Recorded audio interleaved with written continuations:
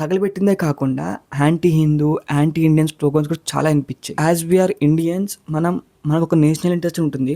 Guys, last 4 to 5 days నుంచి నా Instagram feed అంతా ఇదే న్యూస్ నిండిపోయింది. మీ అందరికీ ఇప్పటికీ ఐడియా ఉంటుంది బంగ్లాదేశ్లో అసలు ఏమవుతుంది అనేది. మీరు ఎవరికైనా తెలియకపోతే మీకోసం చెప్తున్నానండి.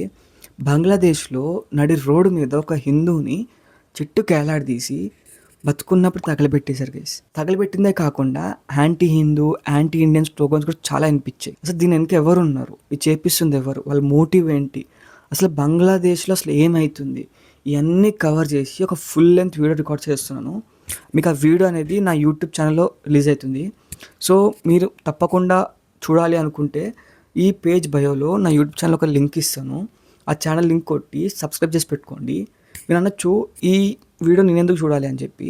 గైస్, ఇక్కడ బంగ్లాదేశ్ గురించి ఒక్కదాని గురించి అయితే ఏం కాదు, బట్ మధ్యలో మన ఇండియాని బ్లేమ్ చేస్తున్నారు.